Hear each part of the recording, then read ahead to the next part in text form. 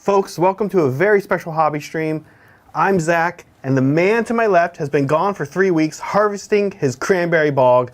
My dear friend and colleague, Mr. Brett Lee. Welcome back, Brett. Hey everyone, it's great to be back. Is that when... I'm so excited to be here. Is that when cranberries get harvested? I have no idea, but I believe it. Yeah, I think it's like fall. Anything that you tell me, Zach, I just, really? I just immediately believe. Yeah. You're a very trustworthy person. Really? That's great. That's good to know.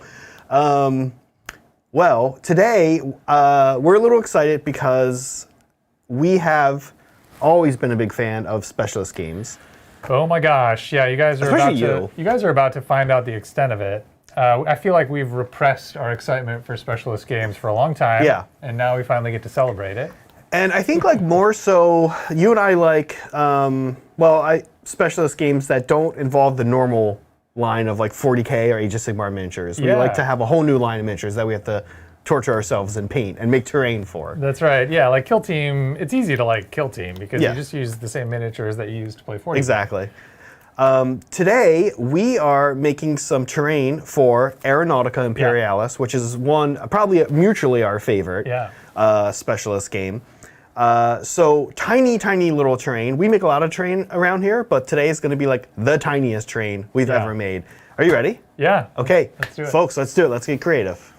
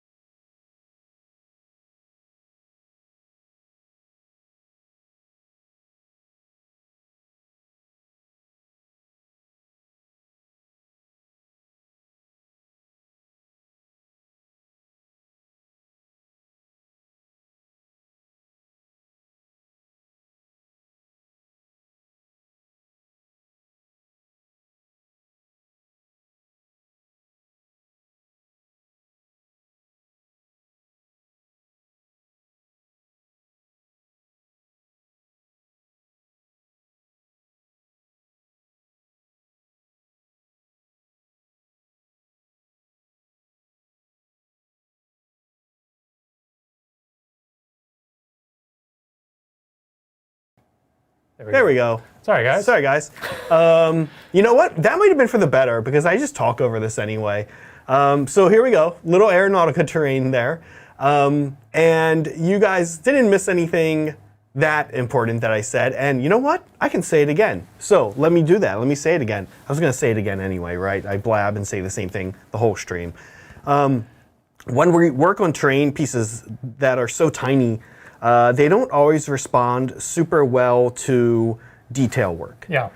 We will do a little bit of detail work on these because we don't want to be lazy. Because the details are so small. They're small.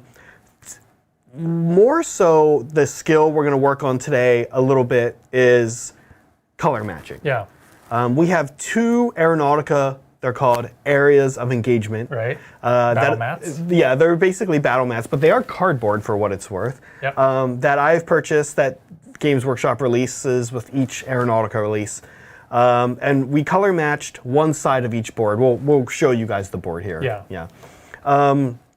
So that's sort of the skill more so. The rocks that Brett 3D printed that you guys saw there in the first in the desert setting are beautiful. They come out looking great. I spent a couple minutes going through a Reaper line and putting a bunch of bottles on the mat, and I'll kind of show you guys a little bit of my process about where I arrived at. In fact, that might actually be a good place to start. Yeah. So. And I guess just before we get into it too far, I just want to talk about like the purpose that this terrain has in the game. Yes, please. So some of these makes good sense as objectives. So the buildings and the radar towers make good sort of bombing targets for those missions. So there are some missions that have specific buildings that you need to attack as objectives. And then, we think that maybe the rocks have rules you can use for like canyons. Yeah. So there are some elements of elevation in the game that you can accidentally fly into a mountain if you're not too careful. So you can use the rocks to have and give them those rules, or you can just put them on the board as sort of visual enhancements that they just move around. They're not really part of the game. They're just there to kind of pretty things up. But either way, they add a lot of visual interest to what is otherwise a very flat mat. And these areas of engagement, these cardboard mats like GW gives us, are really detailed, and there's a lot of detail printed on the cardboard, but they are two-dimensional. So just a little bit of verticality goes a long way to kind of breaking that up. And I think, would it be fair to say, you know, we have these trees, and we'll show the trees here that we're going to paint in a little bit, but would it be fair to say, maybe people who haven't played Aeronautica, I think sometimes if we put trees in the corners, no one in Aeronautica ever goes into a corner. Yeah. Like you're dead if you go into a corner, right? You can just have stuff on the board that adds a little bit of visual interest, even if it doesn't have any in-game effect. And like you said, you can move it, or again, if you put a few trees in the corner of these mats, you're never going to move it. Yeah. And it's no surprise. We'll show, for those of you who are also Tabletop Titans fans, you know their Titanathon is coming up, and we're involved in that a little bit here. We're doing at least one extra show. And we'll show you guys our schedule, but there's no surprise that there's a little bit of Aeronautica coming in the future to the channel. So we're getting ready for that. We're getting ready for that. Honestly, like completely independently of that, Aeronautica is a game that Zach and I both really enjoy. So we're excited to be painting up some terrain for it. We've been chatting Aeronautica terrain for a while, actually, and like how do we want to do it? And I think honestly we've spent about a year now overthinking it. Yeah, for sure. So we're just gonna do it. We had a friend who made some really cool stuff where they were tiles. Yeah. And they worked for in-game purpose. Right. But they looked like game pieces as opposed to terrain, which is also cool, but just different than I think what I wanted anyway. So we're really excited to be making terrain for a game that doesn't need terrain at all, but can, right? The definition of hipster. The definition of hipster, definitely. All right, you want to show us kind of what you're talking about with color matching? Yeah, let's talk a little bit about color matching. It's something we haven't talked a ton about on the stream. So here is some of the area of engagement. This guy's probably a good color, a good light. Maybe zoom in. Maybe that's good. I think that'll be okay. Okay, so I will say when you go to color match, first the board here has, well, it's double-sided. That's not what I want to show you, but it does have more things. Like here is already on this board, there are like some tau structures. This is Taros, right? Yep. So there are some tau structures here, but you can see over here a little more gray, over here a little more yellow. So what we are doing when we color match, let me grab the rocks just real quick here. What we do when we color match is we kind of look at all the colors involved, and then we go to make pieces that are mostly also all the colors involved. Here's the deal. I think if you set about to color match, and I will say the only other time I've so aggressively color matched is the Martian board, the Mars board with the pink foam rock. But I will say that when you go to color match, it's kind of interesting. If you get it fairly close, it'll look good. Yeah. Doesn't have to be exact.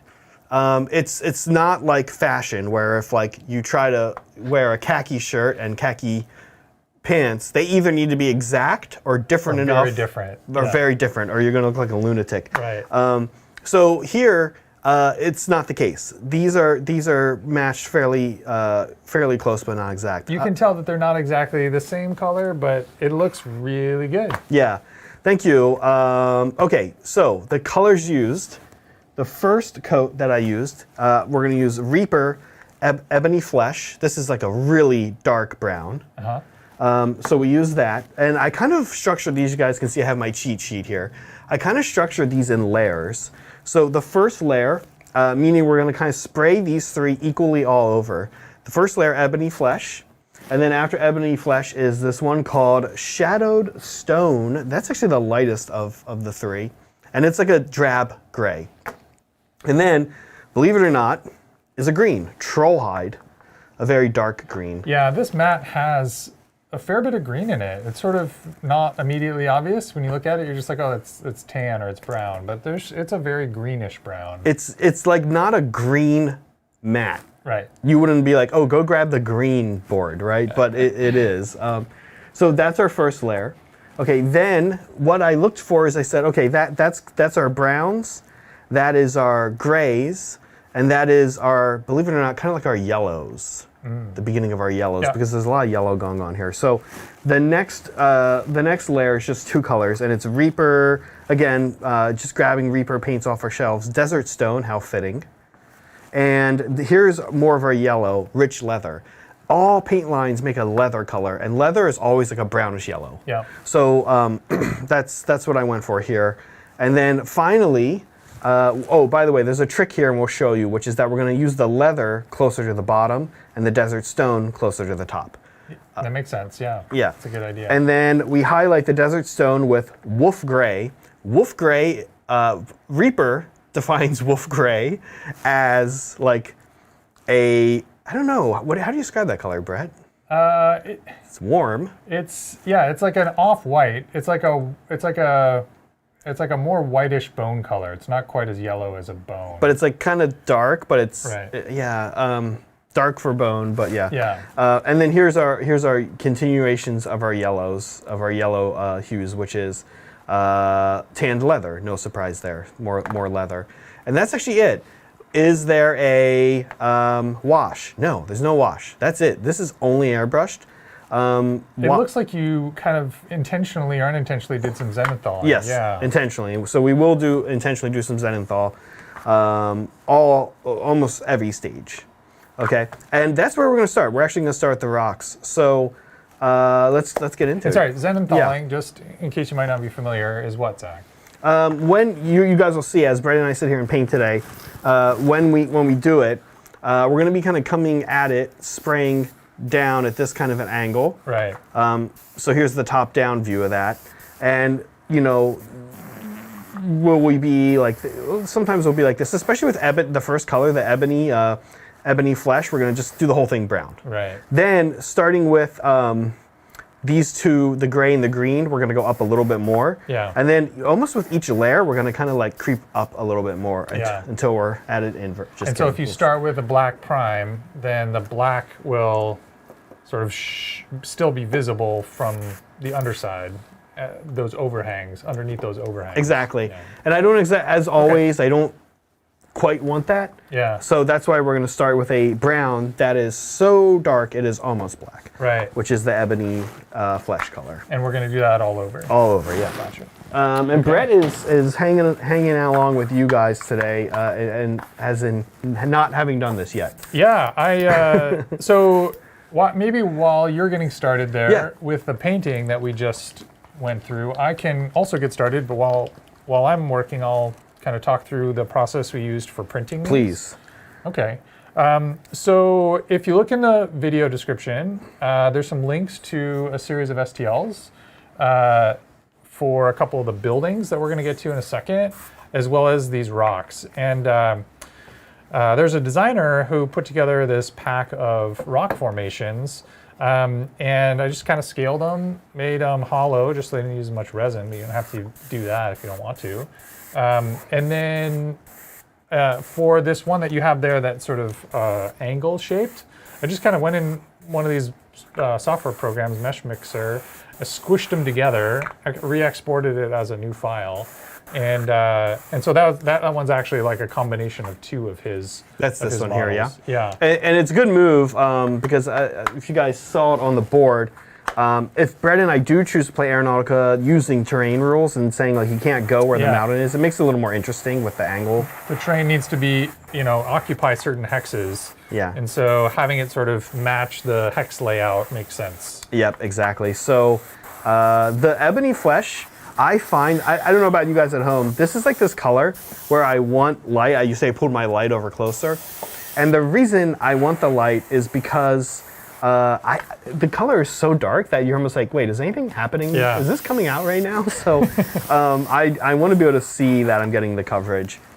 And that is the goal of the ebony flashes. It's taking us away from stark black into not stark black. Yep. Right? And we're not doing a super strong directionality with this paint, right? Nope. We want it to get mostly everywhere. That's right. This is the color that will shine through from the underneath when we do a more stronger directionality with the lighter colors. Yep, exactly. And this, it will be present. I think you just get like a little bit of a cooler, more stark look if you left it black as opposed to putting this. Yeah. right away underneath. One of the other things I did with the printing of these rocks, and actually the trees as well, you'll see when we get to them, is you can scale these non-uniformly. So some of these were like sort of really large in one, maybe they're a round rock formation, but if you only scale it in one dimension, it becomes sort of more rectangular or sort of more oval shaped. So it's longer in one direction than it is in the other. Or you can scale it if it was really tall and you didn't want it to be super tall, you can just scale it in the vertical direction. Yeah. And that's important because we talked a little bit about what size we wanted these to be. The planes are they're on standard GW flying stands. And so we didn't want these mountains to be, actual mountain sized. The idea is that we have some perspective here. The planes are really up high, the terrain is down low. So if you were to scale all the terrain, the buildings and the mountains and the woods, according to the scale of the actual planes themselves, they'd be huge. They'd occupy the entire board. Yeah. And so you can't actually play with that in a game. And so you need to rely on the fact that, this stuff is they're not at the same elevation. And so we're sort of cheating a little bit by saying, the terrain is way down there on the ground and is really small. And so it's okay if it's a little bit smaller than you might otherwise expect. I think that you and I have had this conversation, and we have both fallen victim to this and have on occasion in the past year, depending on our projects that we are mutually working on, have had to say to each other, we might be overthinking scale. We might be overthinking this. Especially scale, right? Scale is something I think that a lot of people overthink.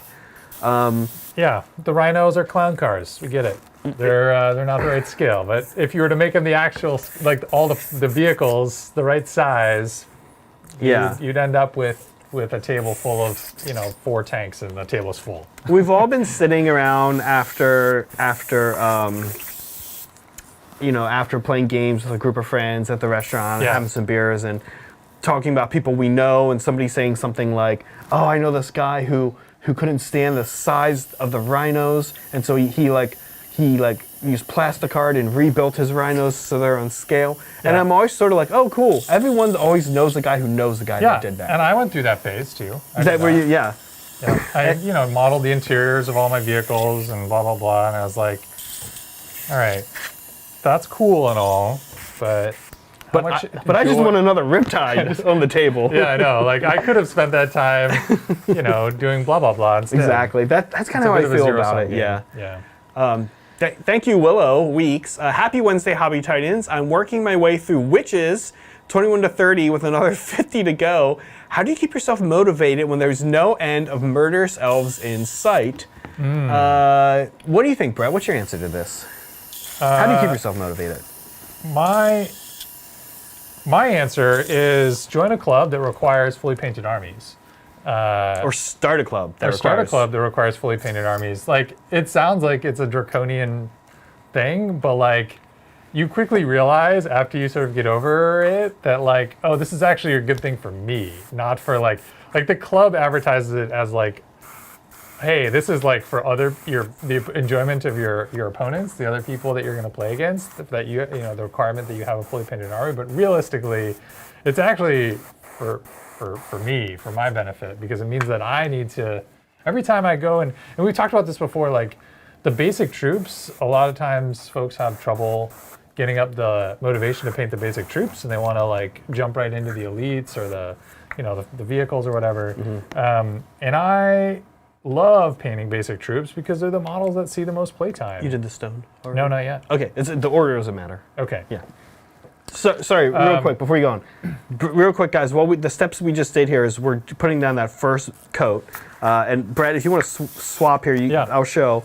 And it almost looks like a very kind of greeny, gray drab situation going on here. Now, one thing, the order doesn't matter. As I just told Brett, if you do the stone or the green first, it doesn't actually matter. It'll matter in upper layers.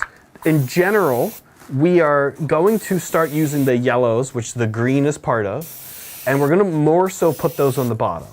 So Brett, like what you're doing there is perfect. And then when you go to do the stone, focus the stone just a little bit more on top. Yep. But also feel free to put the stone in some places down at the bottom. Okay. Okay, so again, as we get higher up in the layering, Yeah. where things go matters quite a bit more. It doesn't matter too much right now. Sorry, Brett, I cut you off. You were answering Willow's question. So I had this like this paradigm shift at some point where I was like, you know, I spent so much time painting my Ivara. I spent probably a year converting an amazing model. I'm so proud of it. It was the first model that I airbrushed when I got into airbrush painting. I spent like a ton of time painting, weathering. I went through like 3 different test paint schemes. I like rebuilt the model 4 times. Like it was just an epic project. And I think I played like 5 games with it. Yeah. Like, it just doesn't see the table because it's such a, like when it first came out, like in 8th ed, it was like broken in a, like it's super good kind of way. And in 9th ed, like because it's a Forge World model, it like sees these huge wild fluctuations. It's okay, but it's not hard to kill it. And then you're like, wow, I just spent 400 points or however much. Yeah, but anyway, what I realized is that my troops models hit the table every single day. That 6-point Kroot guy, he is on the table every single game. Yeah. The 9-point Fire Warrior, he's always there. So like the models that you play with most frequently are the basic troops. And so now I've just like really leaned into painting my basic boys because they're the ones that like I see and interact with most often. And so I get the most enjoyment out of seeing them on the table if they're painted. Anyway, I don't know if that helps. I'm basically telling you to like, suggesting that you like have a paradigm shift. I mean, I think that, sorry to say, Willow, I know, like, one of the worst ways to give somebody advice is be a different person. Be a different person. Think differently than you currently are. Yeah, I know. But I don't know if that was helpful. Yeah. I apologize if it wasn't. So, what Brett's saying, I would say is part of it. I will also say, before you buy any more gray plastic, if you're not airbrushing, airbrush. Yeah. Because airbrushing is the cornerstone is the foundation, let me say foundation, not cornerstone, of how are you going to find shortcuts. And what you want to be able to do is find shortcuts that give you a better result than you got. So it both is a better result and it takes less time. That's a win-win. That's a win-win. And the reason airbrushing is so good is because all of the little work you're doing on your witches is mentally exhausting. It's really not physically, it's a little demoralizing, it's mentally exhausting. Yeah. When you are now picking up that model, and that model is 85% complete, and now you go, okay, now I just need to do their hair, which is hard. Yeah. Or now I need to do their weapons. Now you're going through. That's the only thing you have to do. It's maybe a little more tolerable. And I like to sit down and do not like 5 witches, but I would sit down and I'm saying, I'm just going to knock out all the swords today. She says, I'm airbrushing my base coats. I'm just not good enough. Oh, well, that's good. So then here's what I would say. Line up your 50 or however many is 80 witches. Say doing swords tonight. And you go through and do your swords. That's it. Find a show. I agree. I think one detail a night. And that's what I like, one detail a night. Yep. Rather than working assembly line on like actually doing 50 witches. Yeah. I blab too much in this dried. All right, I've got green and gray on here. Yeah. What is my next step? So next we're going to use Desert Stone. We're going on to layer 2. Desert Stone is what I was. Hopefully I can get that to come out now. Desert Stone is maybe one of the main colors of like the thing it is, right? Yeah. Yes. So we are going to go mostly all over Desert Stone, but it is going to be a Zenithal. So let me make sure I can get this Desert Stone's kind of thick. Which makes me think maybe that's why I had a problem with it. Yeah, it could be. You got the tiny. I got the tiny, so I'm going to put a little bit of water. All right, so I'm coming at it from the top.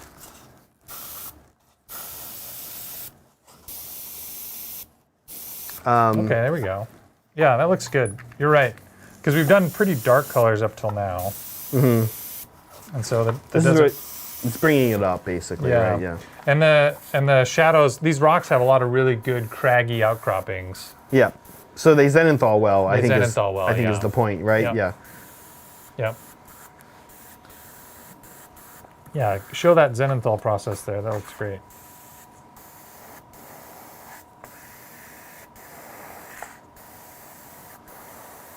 I'm moving the model as well as I need. Like that's like a crevice right there. I can go ahead and leave that. This facing, I'm going to leave darker than this facing, which I'm going to put more light on. Tops of these things. Mine has the one you made has a little bit more elevation than the ones we have, so you may not have anything quite like that. But the big thing as you're doing this is make sure there's still like areas of the green showing through and areas of the gray. Like don't want it to be modeled. Right. Don't cover everything because otherwise, why'd we put it there? Right. I want there to be some variation of color. Now, our next step on the rocks is going to be our first leather color, rich leather, and we're going to do rich leather again. This is also like the color the thing is, but in particular, this is going to go more so around the bottom. Don't so much think of it like we're excluding it from the top, but we're featuring desert stone up higher. Right. Yeah. And we're putting the yellowish rich leather, we're featuring that down towards the bottom more. Could we do this in a different order? Could we do the leather color first, or is there a reason we did the stone first?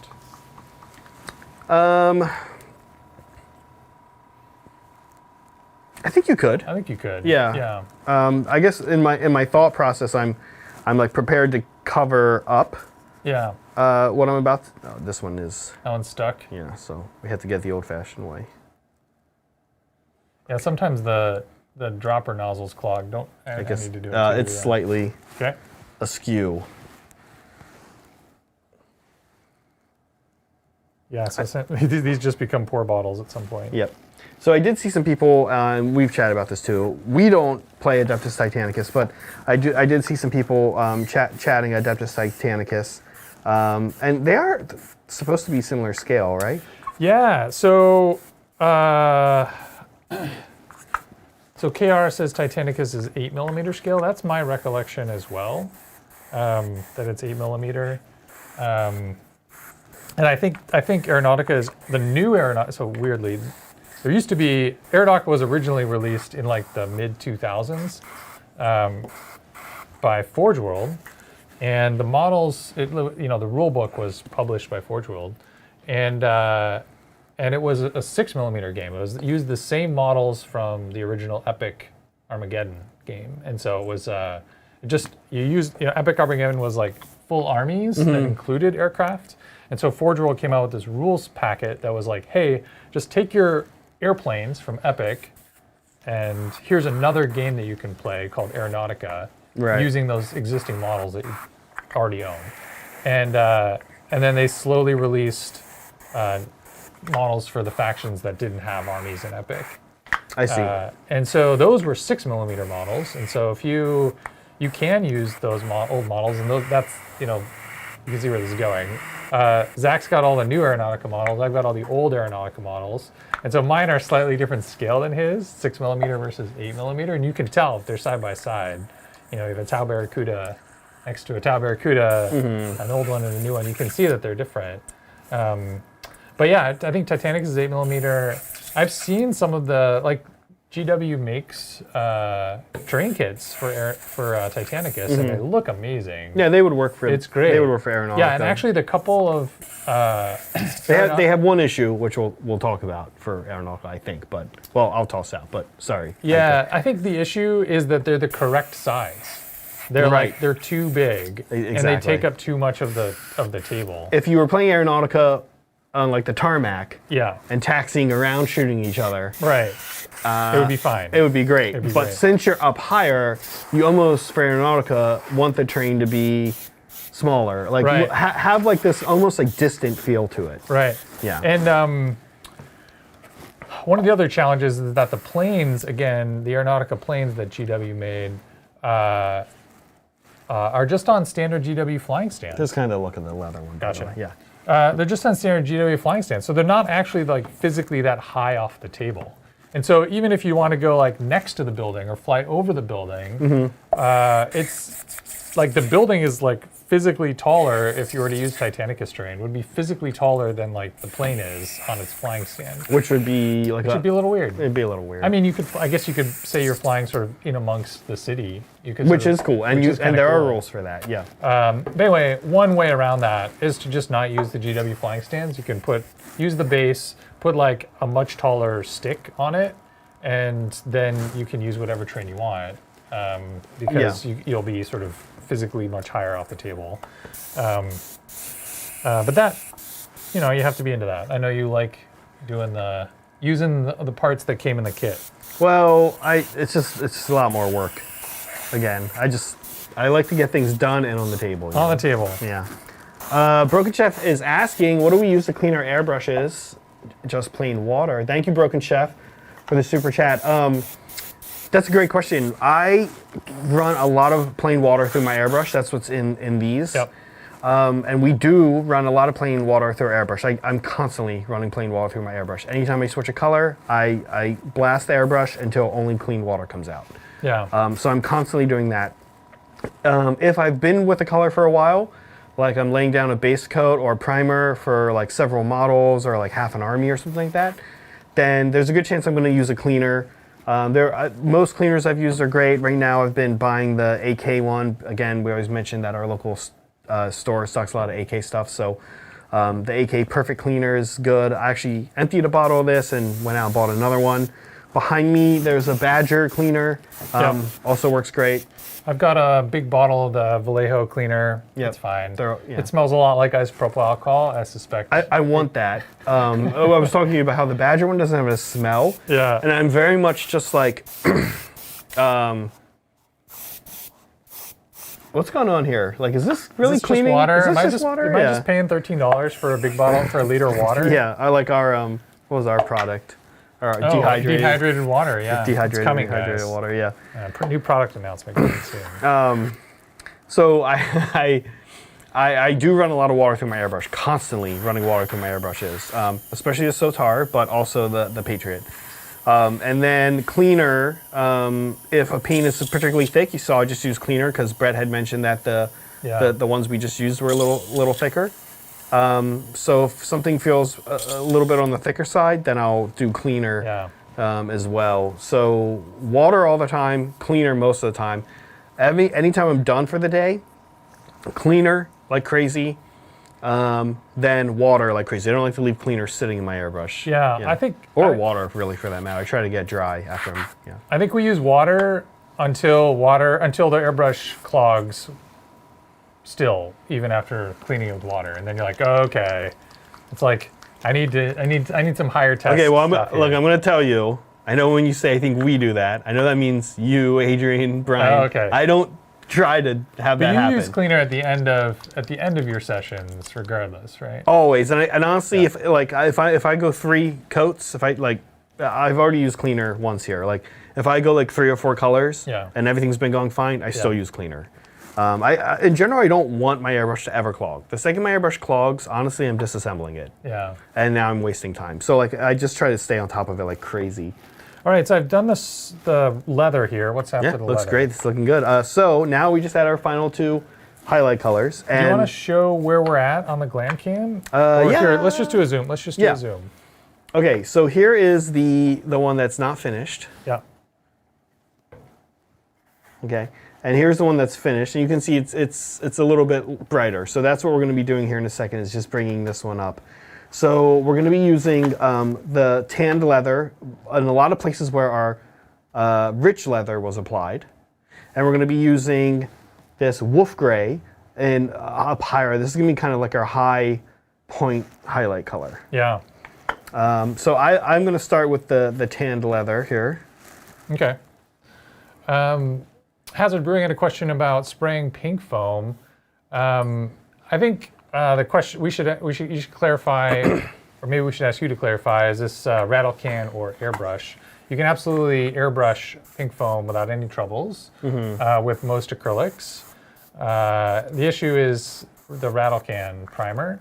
or the rattle can paint will dissolve the foam. And so what we've shown in the past, if you go back and watch the hoodoos episode or the industrial disaster episode, you'll see we'll paint. Sometimes we'll do we'll either airbrush prime, use airbrush primer, and then you're fine.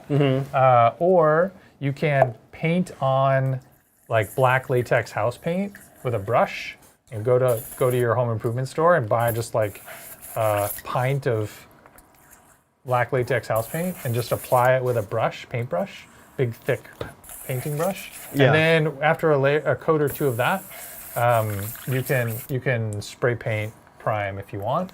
And the latex house paint has another nice benefit of adding a nice thick durable, I mean that's house paint, it's meant to be exterior, it's meant to be durable.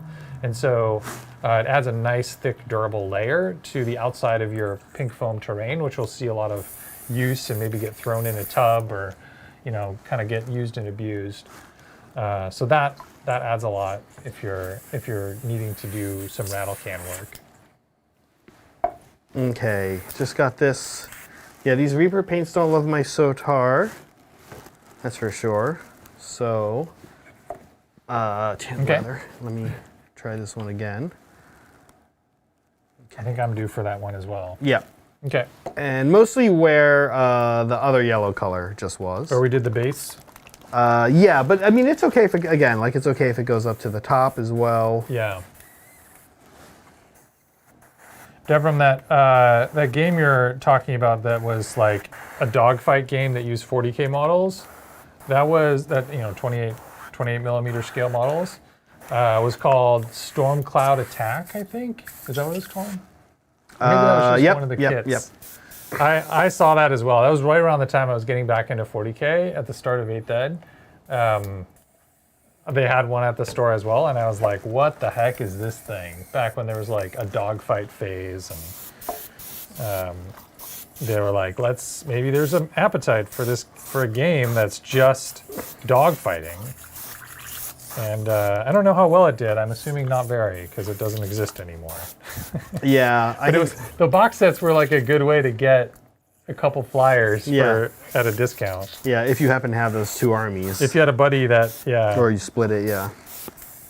Do you want me to do that color on yours? I've got a little bit in my brush here. Sure. Okay. Yeah, we'll have to, we need to order a second thicker airbrush. I just did. Oh, good. It'll be here next week. Okay, perfect.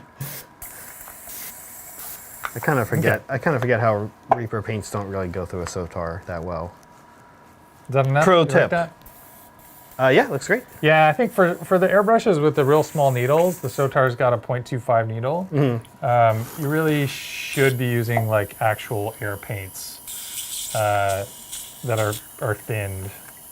Yeah. For some reason, I thought these were. Oh, the Reaper ones? Mm-hmm. Oh. I mean, I've always used these through an airbrush, yeah. Yeah, I mean, I think for the Badger, it's fine. Yeah. Okay. What do we do after our tanned leather? It is going to be Desert Stone. Okay. And, oh, no. Sorry. Wolf Gray. And then going over there is that word Desert Stone. Okay. Yeah. And so mostly kind of the top areas of the rock. Top areas of rock. Yeah. Got it. We're going to see if I can get anything come through this, or if I'm going to have to do a quick little Do you want to, pokey poke. here, no, you can use this one. Just use this one. Okay. Just I've do got this real quick. I've got the backup to the backup airbrush up here. Oh, okay. Okay, so for this guy, again, Zenenthal kind of coming in at the top, especially because this is like really our final major mega highlight color. And it's going to be the color that brings it back out. I'm checking kind of against my reference. There we go. Always like, you know, do one or two at first, and then match it. Always a good tactic is to kind of start with one. I know we sort of hate doing that. Until you feel comfortable with your process. Willow earlier was asking about knocking out a bunch of troops and stuff. And one thing that I always like to do if it's like with a new army is like maybe do kind of one troop. And And then like I'll keep that troop and kind of like base it off of that. Don't keep basing it off of a new one that you did, because then you're going to get a gradient of troops. Yeah. Keep going back to the original. Oh man, that's super important. Yeah. Cool. And then when I can't tell which one is my original and which one's my new, that's when I know they're done. So the rocks are very easy. We did nothing but airbrush these. And frankly, that's all I'd recommend. I probably wouldn't go in with a wash or anything like that. I think you're going to get mega diminishing returns. Yeah. So yeah, I would say keep it like that. I actually think you're going to get a bad result. And in fact, if you go in with any of like the Aeronautica terrain and really try to pick out details, it's going to look goofy. You'll see on the boards, we're going to match the city board next. And you'll see on the city board that it doesn't really, I don't know, it doesn't really look good. You don't want to go in and like add a lot of color. It's just, I don't know. Yeah, it gets at something. It's like a toy. It gets at something we've talked about in the past, which is the terrain. It's nice when the terrain looks good, but you also don't want the terrain to steal the show from your models. So if you have this terrain that's like hyper detailed and hyper realistic, some people will do model terrain layout, level terrain for their 40K tables, and it's a very different visual style. But it's like like the models tend to blend in a little more. You're doing something by doing that. You're kind of making a statement, and I don't know. While Brett finishes up, let me show you guys, what I've got hatched here. So he printed out a ton of pine trees. And these are awesome. Zoom in on you. Yeah, these pine trees are great. We're not really going to ever need these pine trees for any rules, but they look really cool. I could have used my cork system, but I didn't want to do that because there's a lot of them, and they're kind of tiny. And I want to be able to paint them all super fast, basically only with an airbrush. And all the same. And so what I did is I cut a piece of pink foam with my pink foam wire cutter. Then I took PVC glue, which in the US is like Elmer's brand. Oh, PVA glue. PVA glue, excuse me. And then I did like a swirl up and down this thing with the glue. Then I took a sponge brush, got it a little damp, and just went up and down. And then I just stuck them there. And so they're stuck there now, right? Except for they're gonna pop off really easy if I use even the lightest bit of force. Yeah, they'll pop off if you bump them a little bit. Yeah. So as long as you don't bump them, we're fine. Yep. And which is perfect. Yeah, I don't think that's what we want. We want them to come off easily. Exactly. I don't think the airbrush has enough force to blast them off. That would be. I would look silly if that happened, but I'm almost positive it doesn't.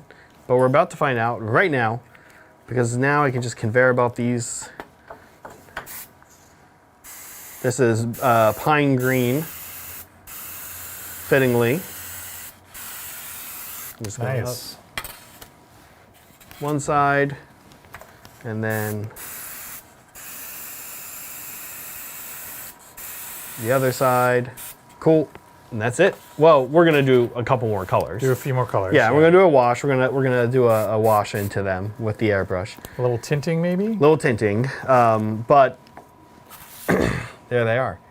So I think like the pink foam PVA glue trick is really nice. You have lots of super tiny stuff. You guys know I love my corks and my window caulking. Is that working okay? Yeah, it's a little bit more time consuming to switch colors. Yeah, but. We're making it work. I think we'll have to get the SOTAR back in action at some point when we switch to doing buildings, because we'll want it. I do need it for buildings, but it does run Citadel paint through it a lot better. Cool. Yeah, the pink foam thing. I don't know. I'm into it for like lots of little tiny things. Yeah. The other key component to why this works though for the pine trees is they're 3D printed. Brett printed these, and they're flat on the bottom. So if you don't have something that's flat on the bottom, like even you guys know I've been working with the Citadel Skulls kit right here, not very flat on the bottom, so I don't think they'll work. The barbed bracken might work. It's kind of flat on the bottom, So I may actually try it next time I do Yeah. barbed bracken. It's a good just trick. layer a bunch of them, put a little bit of glue. Yeah.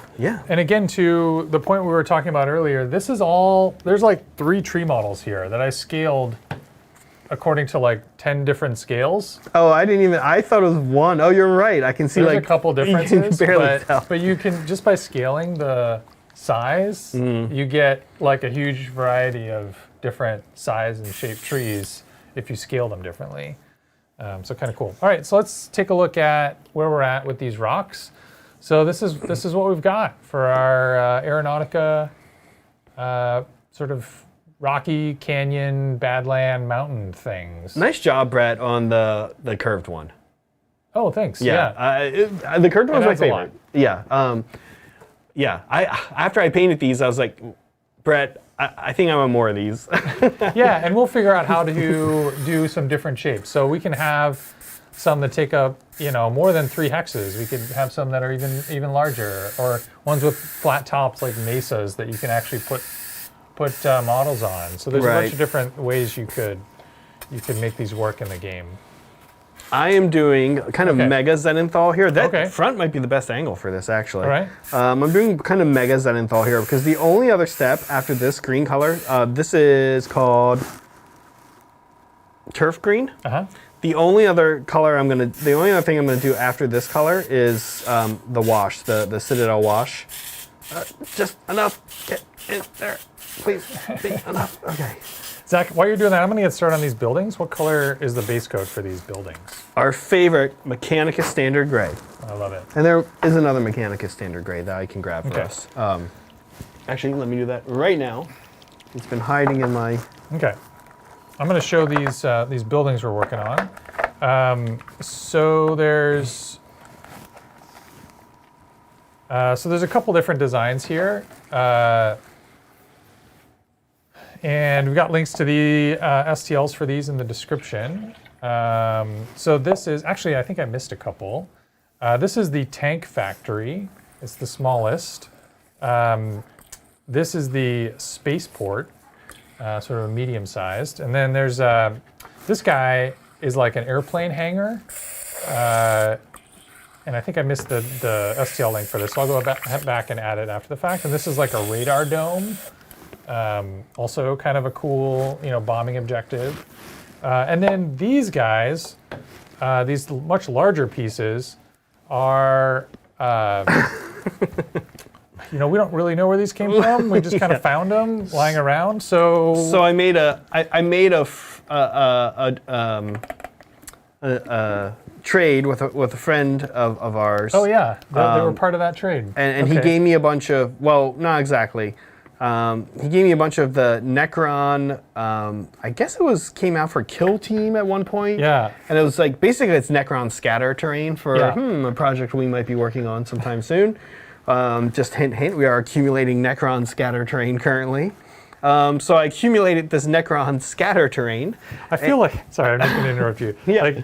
I feel like watching Hobby Titans is this exercise in spoilers, Easter eggs of previews of things to come. Yeah, I mean, we spoiled the Aldari board we just finished on our very first episode, back in May, because we did the trees. So yeah, I was accumulating some Necron scatter, and one of my friends, I can't remember the kit. The kit came with a few different things, and nobody wanted the terrain. Somebody in chat knows. It was it had Necrons. I think it had Space Marines that somebody, it had a Primaris unit that people wanted. Was this Indomitus? No, because it has doors too. Oh, okay. It was a competitive kill team thing. Oh, got it. And yeah, and I can't think of the name either. I can't remember it. But anyway, so nobody wanted the Necron terrain in my play group, so I kind of accumulated most of it. Yeah, it was the least popular part of it. Right. So what ended up happening is that he just had some other Pariah Nexus. Yeah, thank you, Fugs. What ended up happening is he just had some other garbage that he didn't want, and he threw it in there, and that's what these are. Yeah. And of course, he's not an Aeronautica player, right? It's our friend Anthony. He's actually been on Tabletop Titans forever ago, and he's not a Aeronautica player, so or any of the small scale games. So and I'm not even sure that's what this is for. It's not obvious to me what scale it is, what it's meant to be. It just is like, you know, you can imagine it could be something in 28mm scale, or it could be something in 6mm scale. You just have no idea. Because it's so, but it actually looks really good. It's like very generically sci-fi for a bunch of different scales, potentially. Anyway, so with not any great ideas of what to use this for, we're just gonna make it into. I don't like stuff laying around. So Brett knows I love to throw things away. So when our friend Anthony dropped this stuff off, I was like, I don't want that. And he was like, why? I'm not keeping it. I was like, I'm just gonna throw it away. He's like, okay, throw it away. And then he left, and I was like, well, all right, I'll give it a day or two. Let it sit for a month and see if I'll give it a month, but then I will. I'm cleaning. I'm doing some cleaning the next 2 days in our terrain room here at the studio, and boy, oh boy, is some stuff going to be headed to the garbage. I can assure. Whatever you do, don't show me it, because I will cry. Yeah. I'll be so sad. We have opposite personalities in this regard. But I was like, all right, well, I need to either process this to something painted and useful, right. or I need to throw it away. So I was like, all right, I'm not waiting on this. I'm just turning it into Aeronautica buildings. Get it done, get it on the table. That's kind of the thing. Okay, so the trees are done. I'm hanging them upside down. I just so that the wash goes that direction instead of down the tree more. So it was pine green, it was turf green, and then it was one of my new favorite tinting colors, Corlea green shade. So this is like, how's this different than Beal Tan? Beal Tan is more green. This is a green blue that's a little more blue, I think. Gotcha. I think that's how I would describe it. Zach, I have a question for you. When you get to this point in your paint bottles, do you just throw the bottle away? No. You like add some water to it? Add some thinner to it. Swish it around and then get the last little bit out? Exactly. And then even then, beyond that, I usually will keep one of these around for a little bit for brushwork. For brushwork, yeah. Yeah, but use the other one. It's right here, yeah. Yeah, that's a good idea. And then you get the last little bit out with your paintbrush. Yeah, just doing some brushwork. Okay, so super fast, easy trees for Aeronautica. Now, if you wanted to, you could dry brush these. I'm not going to. I don't want to. I think they'll look worse if you do that. But I know that some people... Yeah, I know some people will think that they will look better if you do that. And so it's kind of your call. I think if we dry brush them, we're going to be bringing attention to a model that is not that compelling. Yeah. It is a tiny little pine tree. This is a thing that I've come to appreciate since getting to know you and your terrain style, is that, like, just because you can make something look more detailed or more visually interesting doesn't mean you necessarily should. It's like about the art direction of the entire table and adding detail and visual interest where you want it to be, not just indiscriminately across the entire project. I think a lot of people, sometimes I see like these dioramas that people build and do on Instagram. And almost always what happens in the diorama community is I look at them and I'm like, wow, they did an awesome, incredible job on every single piece of this. And furthermore, there's like this one miniature that's the centerpiece. Yeah.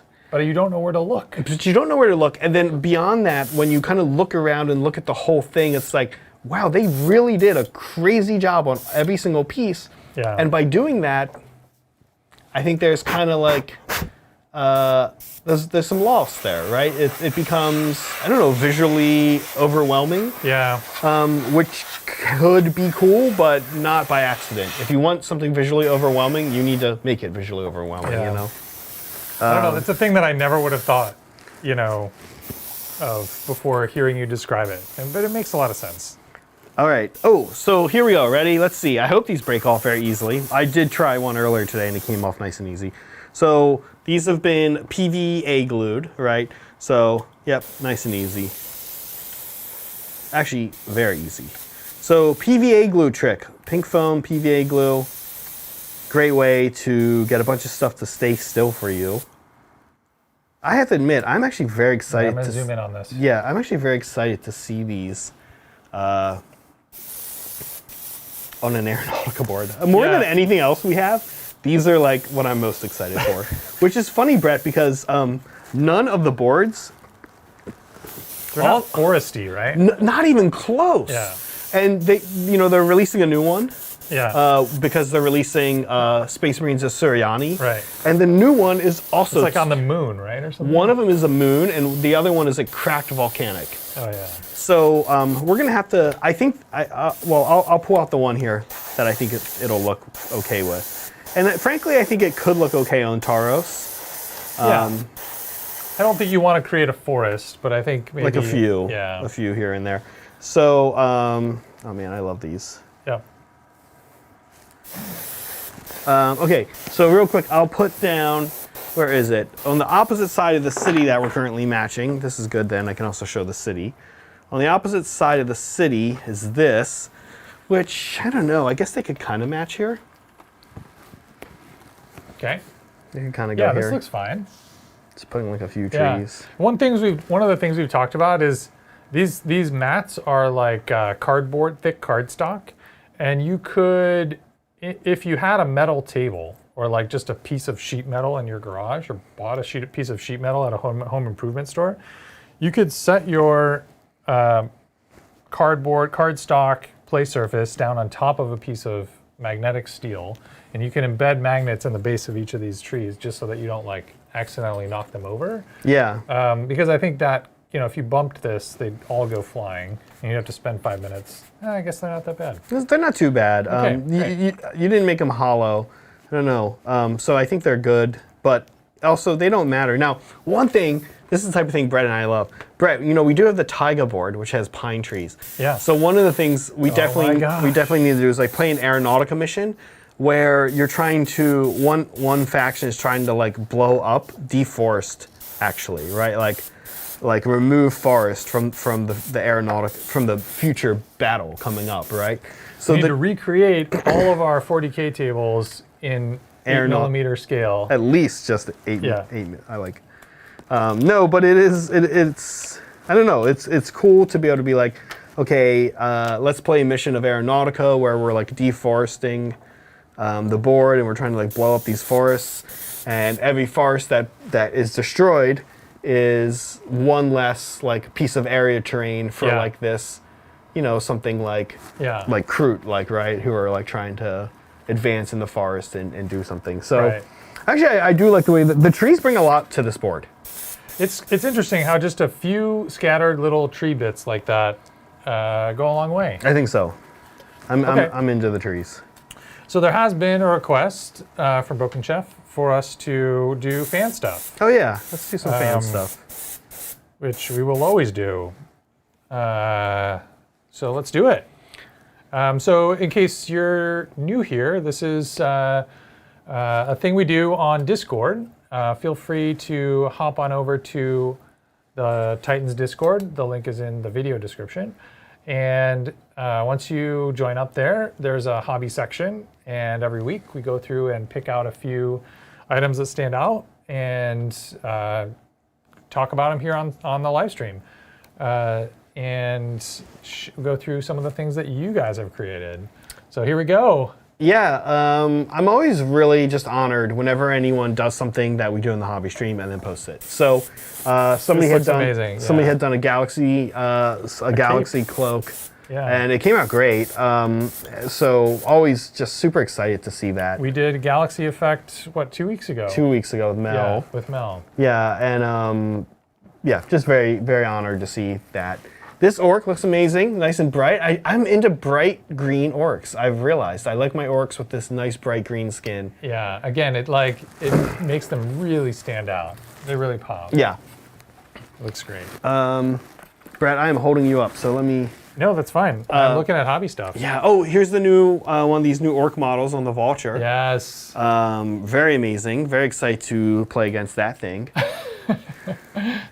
We have a Howling Griffin's Librarian. Yeah, this thing looks great. Oh my gosh, that model is really so awesome. Sick. Yeah, awesome detail work here on the shield. Yep. I will say this about this week, and we're gonna cycle. That's a kit bash of a bunch of different things. Yeah, we're gonna cycle through at least one more time, but probably a couple. I will say that this week, I don't know what happened, but people went nuts. There was too much stuff to pick from. So much hobbying. There was a lot of stuff to pick from. It was a little overwhelming. And yeah, I was not for most weeks. There's like obviously plenty of stuff. This week there was obviously plenty of stuff. Extra stuff. Extra stuff. All right, what is this guy? The purple squig thing? Is that a squig boss? Yeah, I haven't been keeping up with what exactly all the 40K squig stuff is. I confess. Oh, but before that, we'll come back to this. Somebody made these custom rogue trader or nasty chaos like guys with giant brains, and they look amazing. Was that Celestine? Yes. A red? The red and yellow is really striking. Yeah, I really like the. I'm really into sisters that are not like black armor. Right. I don't know. The black armor look is cool, but I feel like the black, red, and white look on the sisters, yes, it is iconic. Yeah. I find that whenever we're like, what's the iconic look? Let's do it. I feel like we shut down like a wow factor often. Yeah. By forcing a color scheme? Kind of. I mean, imagine the most perfectly, beautifully painted black, red, and white sisters army. Right. We've seen that. We see it all the time in GW magazines, right? And I'm kind of like, cool. I saw one last week. It was on the stream that was like almost like the Space Wolf gray color, and red and white, and it looked incredible. It just sucked me in right away. These guys, super cool work detailing. Not sure how they did. Oh, Blackstone Fortress. Oh yeah, 2 rogue psychers. Cool. Nice job, Andrew. They look amazing. I saw those. I like it. Yeah. Oh, the captain, 2 grots. The captain, what is that model from? That doesn't look like a stock captain to me. Super curious where those bits are from. Awesome. Yeah, thanks guys. Did we miss any here?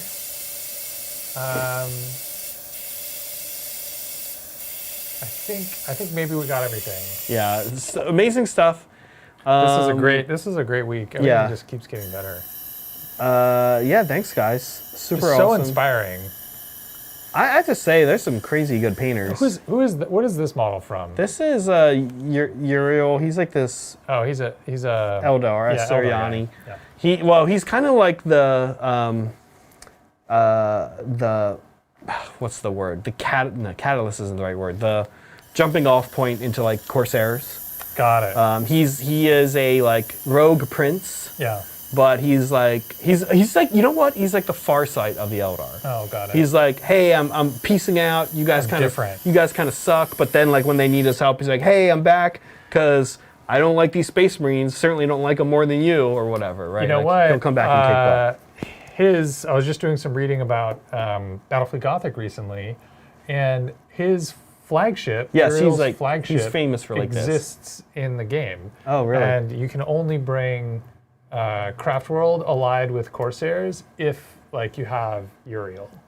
Yeah, that makes sense. That's interesting. I didn't connect the dots when you said who that was. Yeah, that's him. And he used to be good. He's had like back and forth, like being like this amazing guy and being not as amazing. I'm doing something really risky on stream right now. Completely disassembling your airbrush? Not completely disassembling the Sotar, but the needle, the point, if this zoom, I don't know if you guys have ever seen the needle, or the not the needle, there but well, what is this part of an airbrush called? I don't know, the thing that the needle goes through? Yeah. Lift it up a little bit. Well, I'm gonna, here's the... Are you putting your Sotar needle in a Badger? No, I'm showing the difference. Here's the Patriot, and here's the Sotar. Oh my gosh, yeah. The Sotar's so tiny. Here's a bottle of paint. Yeah.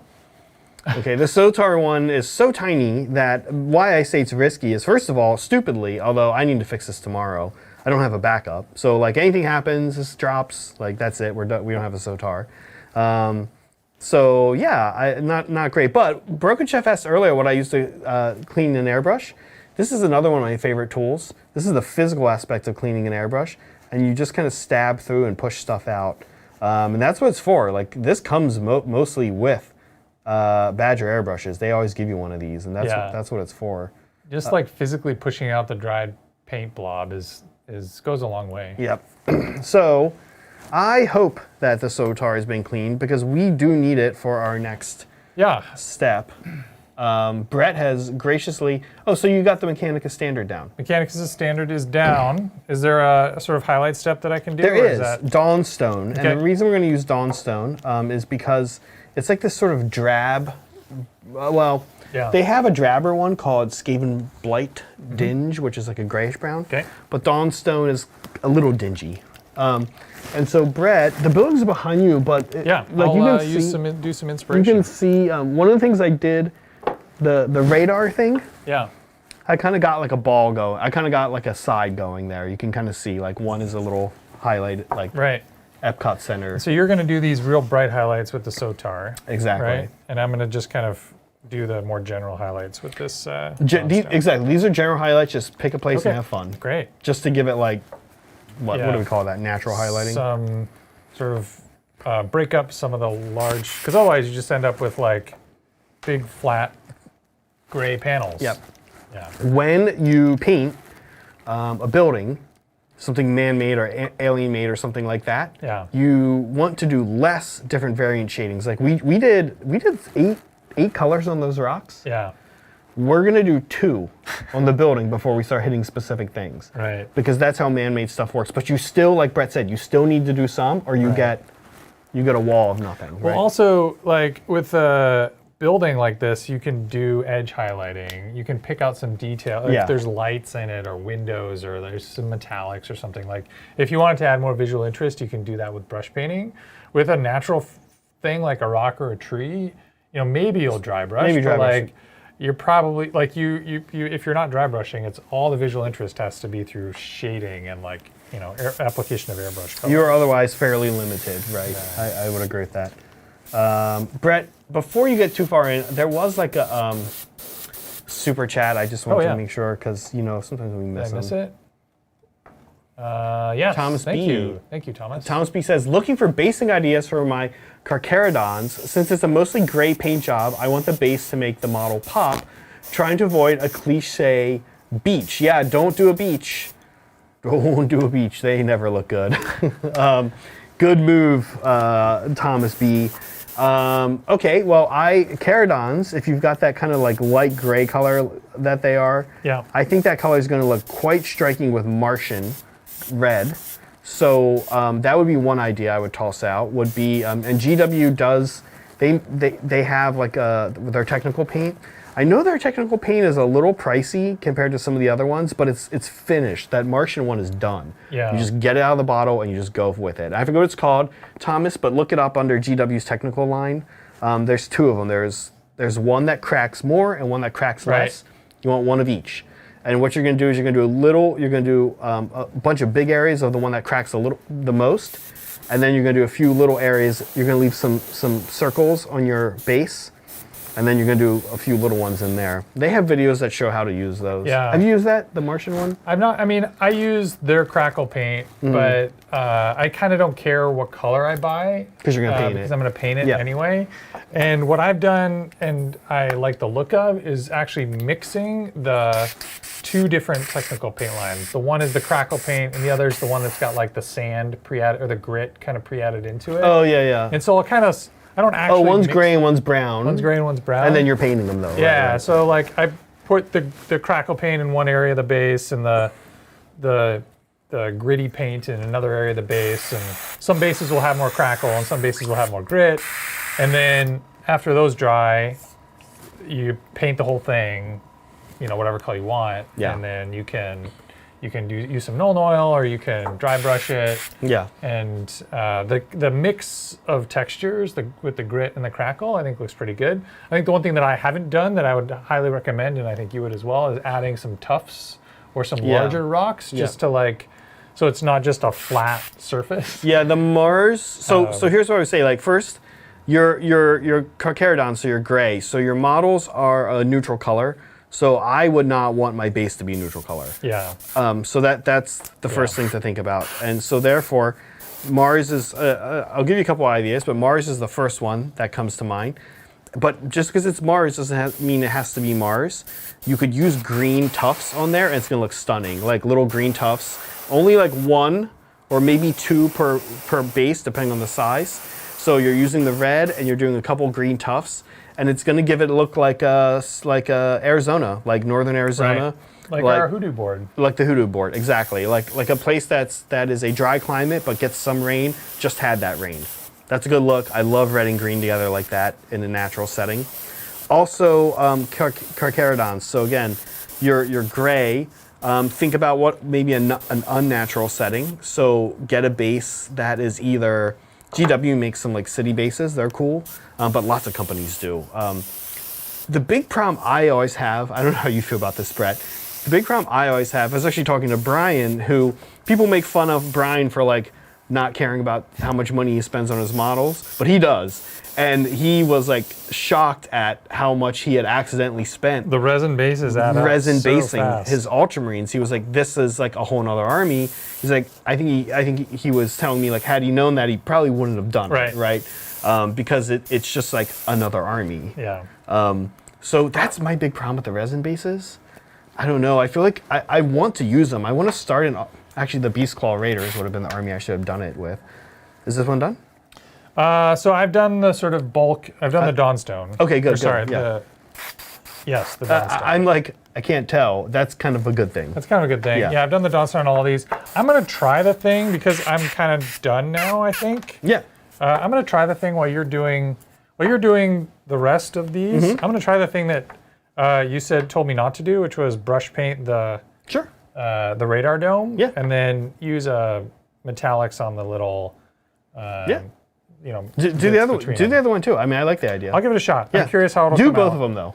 Okay. Yeah. So that they look the same. Yeah, exactly. Right. Whether I'd rather have two that look awful but the same. Yeah. That two that Brett has ruined, so that no matter what I can be like, Brett ruined both of these guys. Yeah. Then one where I can go, here's what it was supposed to look like. Yeah. Martian Iron Earth. That's Iron Earth and Iron Crust. Yeah, all of their line. That is kind of what's cool about the GW technical line. Otherwise, I use for like my Beast Claw Raiders and my Thousand Suns, and I know Adrian uses. We use the AK stuff. That's neutral. It's white. Right. Because you're going to muddy paint ground. It. Yeah. I don't use them. I actually don't like muddy ground. I use rough. Muddy ground's like too messy for me. Gotcha. I like the GW ones if that's what it's going to be. So my Tau, I use the Astro Granite and Astro Turf, and that's it. I don't color them. Right? They're great. The Martian, I did a Ultramarine kill team once, and I used those, and that's it. Like that was the look, right? So if you're going to do that, you do that, and then you're done. Like you don't. Yeah, it's nice if you just happen to be able to get the color of the thing without needing to repaint it. Yeah. Yeah. Think about saves a lot of time. Exactly, right? Because you're doing this. Sorry, I forget who asked this question, but the guy asking about the carcharodons, you're doing this over, a couple hundred models, maybe over the course of your life. Yeah. Like if you're gonna keep adding. So, being really like cognitive of your basing scheme. I have like, oh my gosh, guys, actually perfect right here. I just like have bases in various stages for my Beast Claw Raiders, like ready to go, just off to the side, and I just like grab them and like update them with a color every now and then. Like, oh, this is where they're at. Nice. Matt wants to know: does this mean Tabletop Titans will be playing Aeronautica Imperialis? The answer is yes. Yeah. The first game will be on Monday. This coming Monday. Yep. I don't know the date for that, but the 11th. Less than a week away. Yeah. So on we have a schedule. Should I put that up? We do. Yeah, but that doesn't have. That doesn't have the game. The game. Okay. But we can fill it in. Let's put the schedule up. Well, okay. Yeah, because it's related. So, as you guys know, it's like a crease across our faces. No, it's not actually there. It's not there. We see it, but they don't see it. Never mind. Don't ignore what I said, guys. Okay. So this is the Hobby Titans Titanathon schedule. On Monday, there at 11 a.m., we're going to be doing a stream. This is going to be Brian and I with a little Adrian thrown in for good measure. And you can see the title there. Oh, no. We're going to be painting Star Wars Legion terrain. Yep, exactly. So this is a terrain stream, and we have it's all 3D printed. It was sent to us by a fan of the show. Yep. and we're gonna paint it up on Hobby Titans on Monday morning. Do you have a sense of how long that stream will be? I have a sense that I'm going to call it after 4 hours. Okay. So we'll see how far we get in 4 hours. But I will say this: it's like Moss Eisley like style terrain. Yeah. So it's going to be super easy, super quick. And I don't think you need a ton of it to play Legion. Is my sense. It's not like 40K where you need to like completely fill a table. Yeah, but you know how I am. I'm just going to paint it all. Yeah. Okay. I just want to get it and then processed. On top, so to add on to this, to your point, Matt, Monday evening at 6 p.m. Pacific time is when the first Aeronautica game will be played. Yeah, so me, Brett, and Brian are going to be playing some Aeronautica on Monday evening on Tabletop Titans, not on this channel, but on our sister channel, Tabletop Titans. And you can see... I'll be using this terrain. We'll be using this terrain, and we're going to have a match. We're going to have a couple matchups, actually, go down. Brett and Brian will be playing a dogfight with the Tau and the Imperials. Yep. And then I'm going to step in, and I'm going to play my my orcs, and we're going to do a bombing run mission on there. So that's Monday with Aeronautica. Now the other thing we're doing Friday, there's no stream next Wednesday. You'll want to tune into Tabletop Titans because they have something really special that they're going to be showing off on that day. And you guys will want to be there for that. Definitely, please. And then Friday, we'll be here at our normal time, 6 p.m., Brett and I.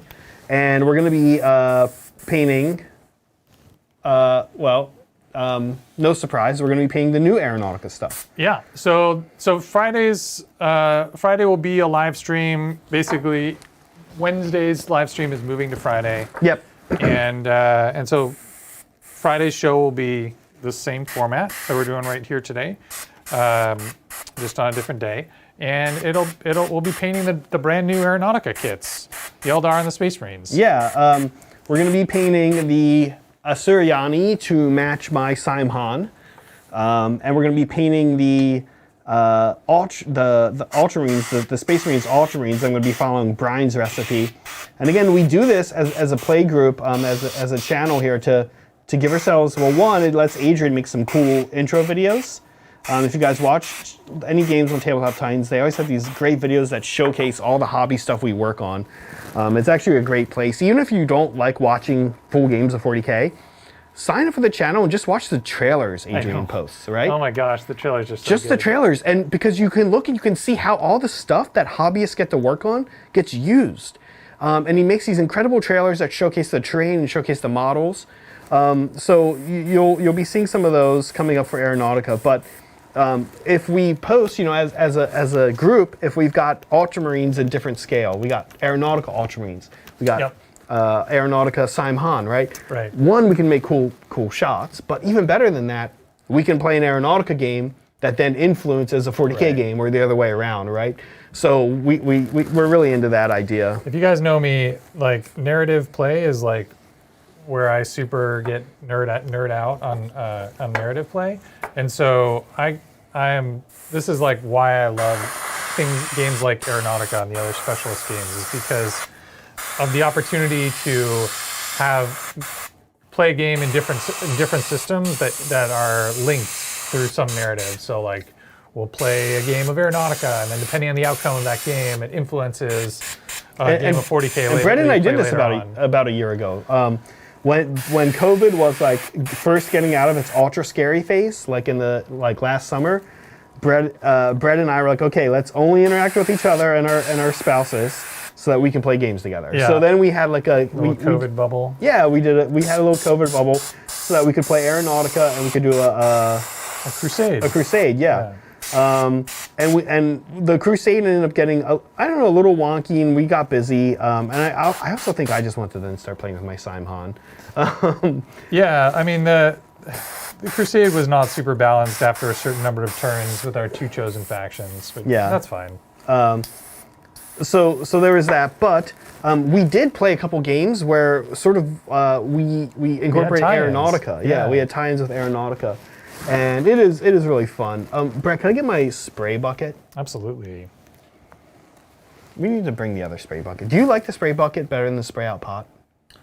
I like them both for different things. I mean, you're super brave to spray into the bucket because I'm just terrified it's going to back spray. Well, I mean, once it gets like a third of the way up, I dump it out into a bigger bucket off to the side here. Yeah, I'm still terrified that I won't pay attention and I'll spray it straight down and it'll like come blasting back into my face.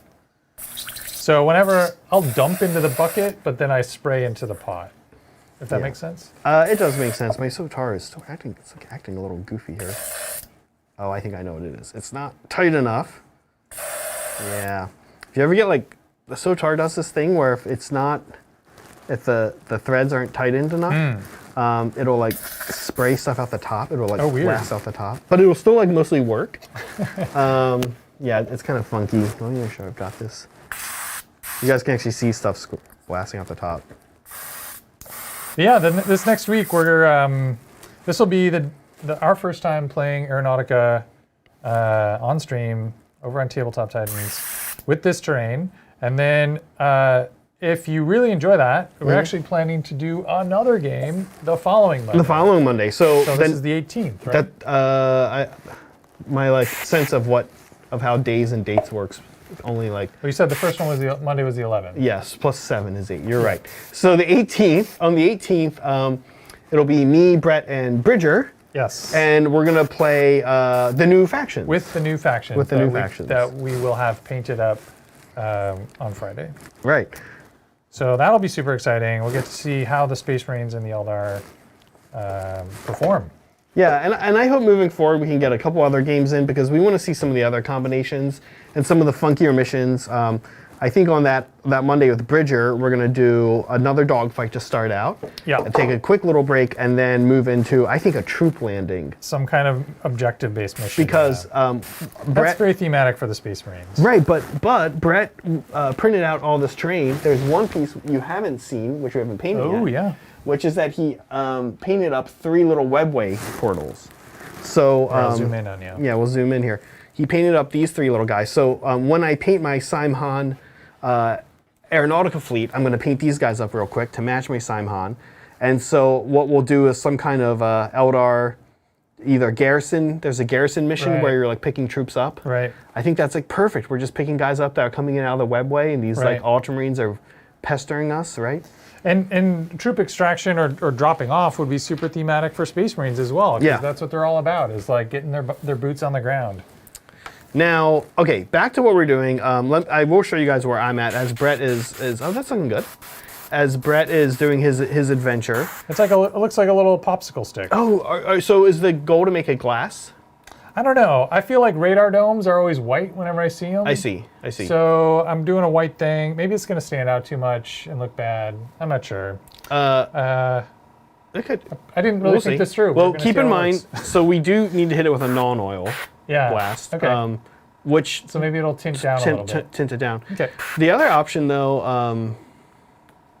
So this is like a bone color that I'm starting with here now. Yeah, I'm kind of into it. I'm wondering. But I don't know. We'll see. We've got we've got the Calth blue spray. Oh, to make it look like glass? Yeah. That's kind of compelling. Yeah, we could. Well, I need to do a couple layers of this because, though, as we know, bone colors don't cover very well. This is basically Ushabti Reaper's version of Ushabti bone, which is like the worst covering paint in the world if you try to brush it on. Let me, Brett, if you want to zoom in here, I'll show what I'm up to here. I am going into some areas. So here's like the finished one. We want to pick out a couple of things and bring them up a little bit more to give a little bit of definition to the building. And so that's what I've done here with these 2 big ones. On this building right here, I'm going to kind of carefully go right down the open area. I realize my hand is probably kind of in the way. Hopefully you guys can see what I'm doing. Getting in there nice and easy, carefully. There we go, just bringing that out a little bit. And then here, what did I do here? Ah, I see, I did these. These are a little too thin for the Sotar, so we're gonna get a little bit of overspray, and that's okay. Plus I'm kind of being sloppy right here. Okay, one stripe down there.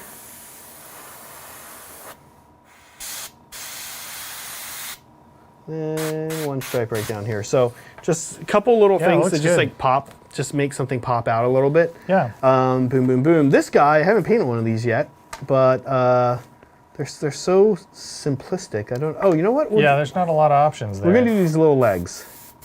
That's a good idea. The tank factory.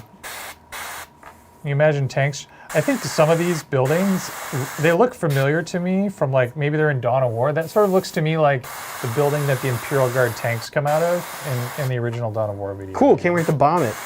Exactly. I have, Can't wait to blow.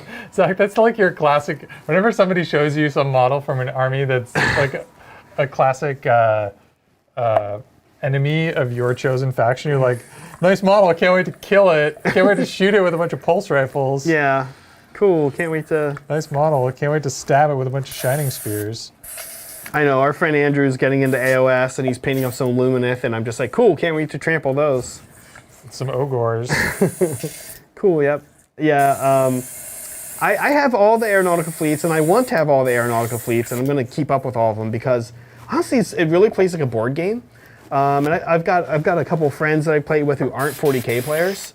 It's such a great game for people to come and sit down that aren't miniature war game players. Because it doesn't really feel like a miniature war game. It doesn't. And that's like one of the reasons that I was initially like frustrated with it, because I was used to the old rules for the old game of Aeronautica, which definitely did feel like a miniature war game. Yeah. And I was comparing... Well, I've only played it once, but yes. I was comparing the new game to the old game, and I was like, it's not the same, it's different, and blah, blah, blah. And then I was like, oh wait, if I just like approach this with an open mind, acknowledge that it's different, and that can be fine as long as it's a fun game, and it turns out it is a fun game. Yeah, but it's very much, it feels more like a board game than a miniatures game. Which, as long as you know it going into it, is totally fine. But I would say this: it feels like a board game over a miniatures game, but it does have elements that make it feel like a miniatures game, like miniatures. Like miniatures, but also just like the dice and it plays turn by turn. There aren't like, it's not like a lot of board games, like even Euro games, where yes, a lot of Euro games kind of have the same turn structure over and over again, but like in miniature games, we don't suddenly like, okay, this round everyone pulls this card and blah, blah, blah. Like, right. And there's no resource management. There's no deck building. Yeah. There's no like... You're just blasting away. You're just blasting. And it's very fun. It feels good. Everyone's very balanced right now, it feels like, to me. Yeah. And I like that about it. You just kind of pick a faction and there's like one or two things that you got to think about when you play that faction. Yeah. Like this army's a little better at that. This army's a little better at that. Right. But other than that, it's kind of just, you kind of just throw dice and go. Yeah, you don't have to think about it too much. Well, except for the pick maneuvers. The pick maneuvers. Well, yeah. I guess one of the things that Aeronautica it's super interesting about Aeronautica is the game. Well, the games are really short. They're quick. Yeah, they can be quick, and so if you have some bad dice rolls, you have a bad game, you have bad luck or whatever, it's fine. You're not like 3 hours into it. It's like, oh, cool, that was 25 minutes. All right, let's re-rack. Yeah. Yeah, absolutely. It's fast-paced. It's very fun. Right. Okay. And you get to make lots of swooshing and pew-pew noises. Yeah. And it's extra fun if you listen to it with the Top Gun, or play it with the Top Gun soundtrack in the background. And there's like, it's great fun. Super into like how fast it goes. Meg and I were playing it a lot during COVID as like a perfect two-person board game. Yeah. Brett, if you don't mind, let's do a little top-down. I do want to show the matching we've got going on here with our buildings. Right, so we matched the terrain, the hills to the sort of... Taros. Taros the deserty board. board, so these are matched to a different tile set. Yeah, so as you can see on the buildings that are here, the ones that are already in place are fairly simplistic. And so I kind of wanted to keep things like that. I kept it gray, okay? Yep. And then I did like the brighter... white on certain areas. One of the things I did with all the large pieces that we got from our friend, not the ones Brett 3D printed, is I said, these look like they would be great ground targets. They're nice and big, and they kind of stick out. The ones Brett did, Brett, if you can grab a couple, let me grab like this guy and this guy. The one Brett did they just go like, they just like slot in. One hex, yeah. I intentionally made them the size to fit inside a single hex. This is really ideal, and for that reason, if I'm just like quick playing a game, I'll probably just use the one Brett has. Right. But I wanted these guys, they'll be great on the channel. Yeah, because of the glow. What I did is I put a glow effect on one hex. The other guy's behind me, I'm gonna grab it real quick. On these two guys, I put a glow effect right there. Zach, can you watch your, it looks like your mic is falling down a little bit. All right, problem solved. Thanks, man. Yeah, and the glow effect allows you to sort of say the area where the glow is, this is where the bombing target is. So yeah, it identifies a part of the building that is sort of the objective. Yeah, and like with this one, which had all these potential glow effects, I just did like a little less glow on the 3. Yeah. And a little more glow on the 2. So that's like the target. Because you need to know for like measuring ranges which one it is. So that'll be fun on the stream when we have bombing targets. They'll pop visually. Yeah. Brett's are almost more like great for scatter. Aeronautica scatter. Aeronautica scatter, yeah. I think that's a thing, right? Like, I think that's mostly what you want is scatter. That's basically what we're doing, yeah. Terrain that doesn't have any impact on the game, but just adds a little bit of visual interest to the board. Now, I did a quick update. Brett was saying like, I wonder if you can get a little more color in on these, because you can see there's like not a ton of color on the board, but there is a little bit of red and there's a little bit of yellow, and I love gray, red, and yellow together. This is actually the Taiga, right? The Taiga board is all gray. So I said, yeah, you know, you're right. There's no metallic on this board, but there are these like little yellow pipes on things. So I did go back and I added a little bit of yellow here, and honestly, what I think makes the biggest difference, I don't know if you guys can see it, it's so tiny. There's a little tiny red beacon light on top of this thing. There we go. There's a tiny little red beacon light. So I did go back and add a little bit of color since the thumbnail in the video. I did that actually right before we went live. Oh man, you're saying this model doesn't match the thumbnail anymore? Not exactly. Oh no. Yeah. Redo the thumbnail. I know. KR, thank you very much. KR is congratulating me on our engagement, which happened a couple weeks ago while I was out. And says he is also from Michigan. That's awesome. Go Blue. Yeah. Moved out to the West Coast about 6 years ago now. So we're quickly becoming a California family. Yeah. All right. Hopefully my thing is not, my mic is okay now. I'm actually going to take a second to adjust it. Let me mute. Okay. Yeah, so, and I'll just update you guys on my progress. I've got these 2 radar domes that are painted white, and once they dry, I've done 2 coats now. I'm trying to keep them thin so that they get, the brush marks aren't too bad. But yeah, I'm having to brush. This would be a lot easier if I could airbrush these, and I suppose I could have masked it and then airbrushed. That probably would have been the play here, but yeah, I think we'll make this work with a couple of thin coats of bone. Well, now we'll go on to a tint. Yeah, like we could also, another move might have been, well, now you could airbrush, right? Like, but not all the way down to the base. Does this sound okay, guys? I'm trying a little different off to the side. Yeah, I think that's good. We'll see if this works. Let me know if I'm too quiet or anything. Yeah, I think it's gonna look great. It gives us a lot of options. Right. So what I'm going to do now, guys, I just hit these with non-oil, and they to bring them down a little bit, and also to put a little bit of like depth in different places. This does bring down my gray a little bit more, the bright gray. Here's the final look that we're going for, right here, and here's the one that we just hit with non-oil. So we're going to bring it back up with some skull white, Minotaur skull white, in all the spots. Zach's favorite color. Definitely one of my favorite paints. Skull white and snow white, just depending on situation. Yeah, I guess it's not your favorite color. It's maybe one of your favorite paints. Definitely one of my favorite paints. Okay. So again, kind of fine detail work here. Yeah. And the point of this is not to add so much to add white. And we talk about this a lot, but it's not so much to add white spots as it is to lighten whatever color you're applying it over. So in this case, we're adding it to a light gray, and so it sort of will add white. But if you were to do this over a green or a red, you wouldn't get white on top of green or red, you'd get a lighter green or a lighter red. Exactly. So it's a great choice for just a final highlight step.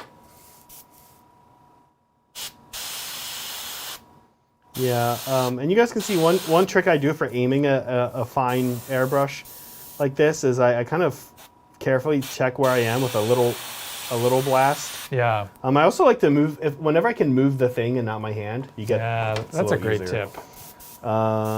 Here, so like these, I gotta hit all these areas. So I'm gonna start by like hitting it and just checking to see where I am, and then moving the thing. Fug suggests we paint Crepe Mountain in 8mm scale. So I was very close to actually doing that, Fugs. That almost happened. I found, like just a bunch of crates? I found a model for a crate, and I almost just printed a bunch of them.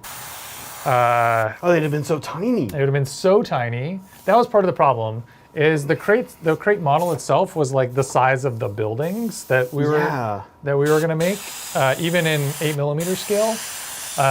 But I basically ended up having to scale everything down because I wanted the buildings to fit inside a single hex on the mat. And so these buildings ultimately ended up much smaller than 8mm scale. You know, these are probably, I don't know, 30% of the 8mm scale. Oh, the crate would be bonkers small. The crate would be tiny. So really what you'd have to do is you'd have to do, like you're suggesting, Bugs, is like a Crepe Mountain. You'd have to like print a single part that is 20 crates stacked up. And you would want to do that digitally. You'd stack them digitally. You'd want to do it digitally, right? Yeah. Not actually print a bunch and glue them. Correct. Yeah. Correct. That sounds like a nightmare. That is a nightmare. So I almost did that though, because I found also a model for like a crane. And so you could imagine like a crane and like a pile of crates, and it's like moving the crates, and maybe you can find a small truck that's like, I don't know. Well, anyway, this quickly becomes, all right, you're just building a 40K table in miniature. But I was just about to say that, like, first of all, I was going to say, anytime you want to print them out, Brett, add them to a print bed, like with something bigger, just do it. And just bring them in, because look how fast they paint up. Right. They paint up so fast. Like, just tossing a couple here. I mean, you're not wrong. And, you know, especially one of the things is, like, I use a lot of the same colors over and over again. We all do when we paint a lot. Some of us, like Adrian, are addicted to a particular color. Sure. But the rest of us have maybe a more healthy relationship. Preferred color palettes, though. Yeah. And I do use Mechanica Standard Gray, Dawnstone, and Administration Gray, and Skull White or Snow White all the time. Like, I always have these colors. They're in my Beast Claw Raiders. They're in my Thousand Suns. So they're in my Tau. So you're saying it's easy for you to just like...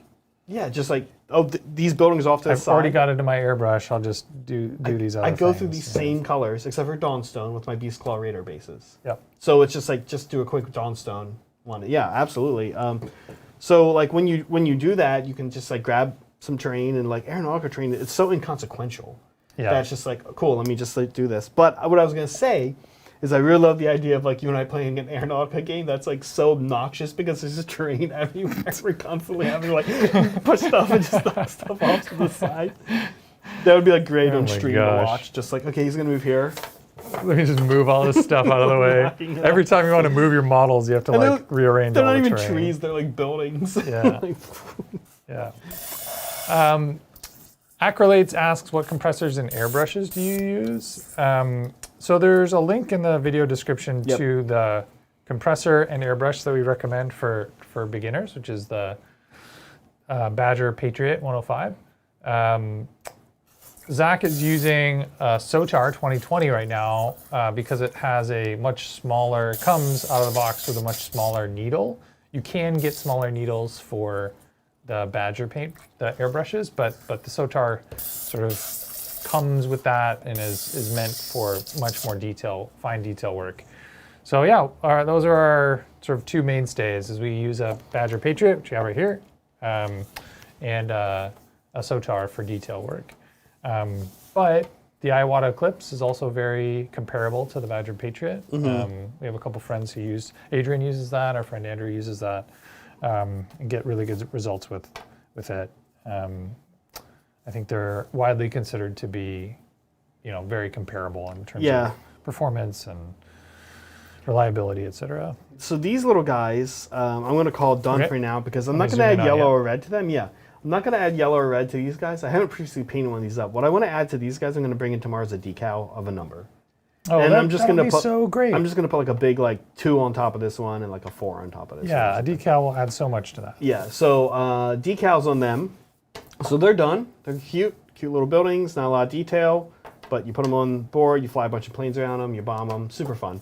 Okay, now for the hangar also, one of the things I did with the hangar, one of these hangars has had a little bit of recess washing, and the other one is not. And I'm looking at them right now, and I don't feel like I can tell the difference. Can't tell the difference. And what this tells me is what I learned is I can skip a step. Yeah, it's fine. Because I just can't tell the difference. I'm not getting anything out of them. So these guys.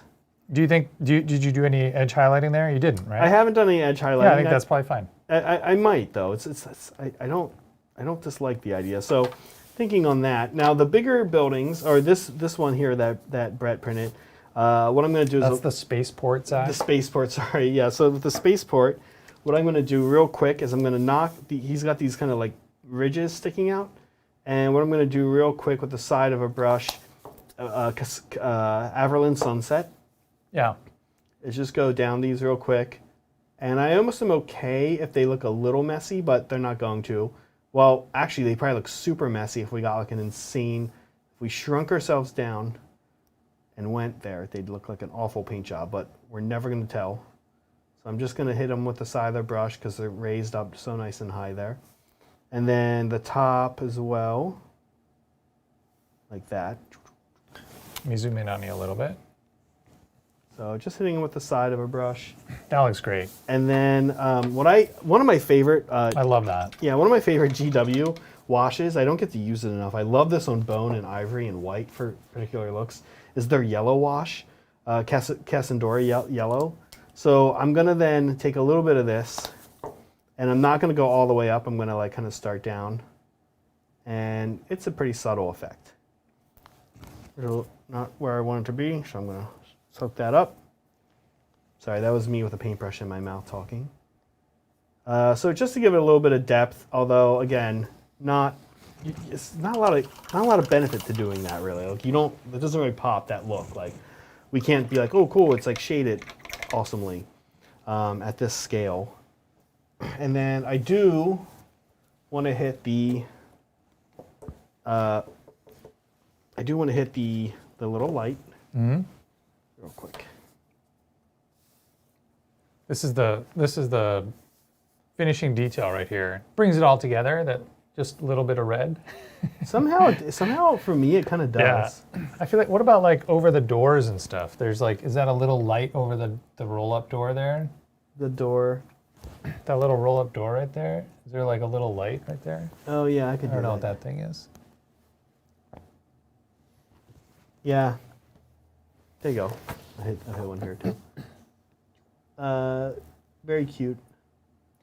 You're definitely going to notice that. Definitely. Aeronautica also has this looking down issue. Right. Which is both good and bad, where I'm like, well, yeah, because there are pipes on the side here I could bring, but I'm just like, it's not how you play, not really how you play the game. You're tempted to just not paint the underside of your planes either, because you're like, I'm literally never going to see these. Oh. Yeah. The underside of my planes are not painted. Yeah. All right. Let's not look at those. Well, they're. Let's see. What did I do? It's like one color. Right. You did it the base coat, basically. Yeah. So here's the. All right. Here we go. Here are my orcs, and then when you flip it. Yeah. This is a little bit. Good enough. This is a little bit. Here's the towel. I did not panel line or pin wash the bottom. Yeah, the bottom that's fine. of that. That's fine. That is an effective shortcut. That would be insane. Okay, so where are we at here? Okay, so these little guys are done. So there's only one step for me left, which is I want to do the glow effect real quick. Yep. We've done glow effect on stream before, but this one's a little bit different. I haven't done one that looks quite like this. This is a nice kind of like red glow fire one. What brush am I going to use? I will use, actually I'm going to use the Sotar for this. So, you know what? Got the Badger here too. Yeah, I'm going to use the Badger for the first coat because the first color is, yeah, I'm going to use the Badge. No, Sotar. Okay, here it is. Here we go. Kind of tiny. So, as you can see, we've got this guy. Needs a glow effect right there. And that's, again, like it's got an in-game function of being the bombing target. Yeah. And then this guy has got a glow effect in all of them, but it gets really bright up here. This is the only place where we put the yellow. So we're going to be doing a red, and then this color is called magma red, but it's really like a reddish orange. And then yellow, but here we're going to skip the yellow so that the bombing target is kind of a little more obvious. Okay, so we start the red, and this is the coolest color, also the one that is spread the widest. I have my reference off to the side here to keep things looking pretty similar. Make sure you like your flow.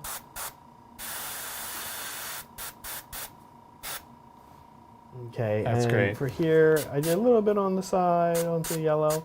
And it's okay if you give the red like a little bit of play, like have it go up and like, hit places where a glow would hit. Yeah, that's how it's. Yeah, you're meaning for it to be a glow effect. Yeah, the red can go kind of far. Now here there are like these coils deep down in, so I really actually don't want to hit the white too much. I tried to avoid that, the rim that is. Yeah.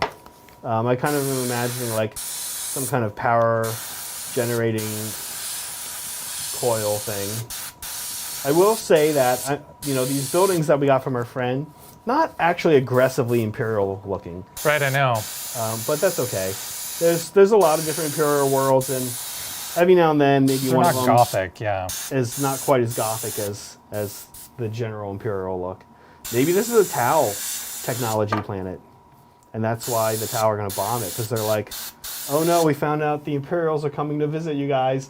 Destroy all your stuff. And like, what? We love this stuff. Like, oh, okay. And then they come and bomb it for you. Yeah, we definitely don't want them seeing that. That's like a nice Tau thing to do to their helpers. Oh, okay, we'll bomb it for you. We'll take care of that. Oh, yeah. See, we don't want to get in trouble with your lunatic bosses, so we're going to go ahead and bomb your whole thing. So there's the red. Oh, yep, see there's our cue, a little bit of splatter out of my cup. Brett was saying earlier, he's nervous. And every now and then, once I start getting like a droplet popping up, a little too high for comfort, I'll just empty it out. Okay, so there is red. Here is the orange. Again, this is called magma red. I think it's really more of an orange. Oh yeah, this one is. A lot of those reds are like they're called red, but they're actually very orange. Yeah, the Reaper line has like a lot of like paints that like are clearly one color, but called like something red. In this way, almost like the way Games Workshop at that point is just like, okay, this color is called Incubi Darkness. Yeah. We don't know actually what the color is. Okay, so the orange is gonna, the magma red is gonna get a little tighter. Again, I'm checking, I wanna make sure my flow is where I want it to be, always with a Sotar. Here, like when I say a little tighter, what I mean is a little closer to the vents, but still spreading out a little bit more. There. And then here, in the coils,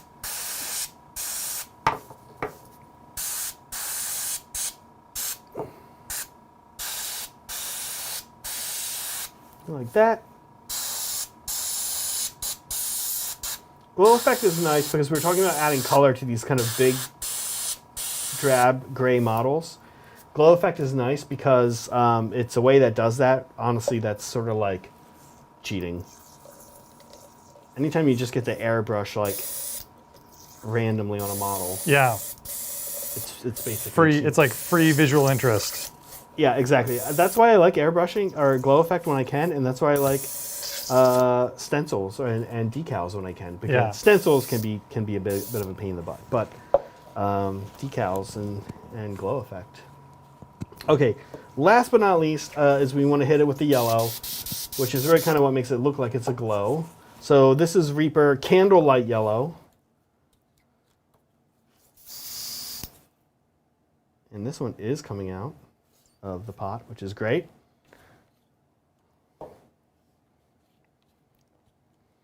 And we're about to have a bunch of Aeronautica terrain for a bunch of upcoming Aeronautica.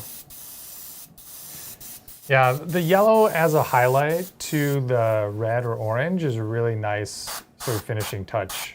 That's not, you know, it's not something like I would have thought, well, I'll just use a lighter red, but like a lighter red is pink. And that's not really what you want if you want a red glow. I've done white on red with a glow, and it's a look. But it doesn't look hot. It doesn't look warm. It doesn't look like a warm. For sure. So you have to be cognitive of that. It kind of makes it look more like a red light, which is also a cool look. Cool, and there we go. All right, let's zoom in on you there. That's the finished look. Yeah. Here is our power plant, power generating thing.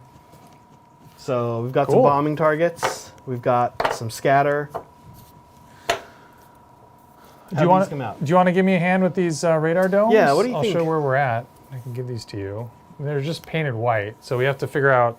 Do you want to null oil them, and then we can I actually one of our craft pens.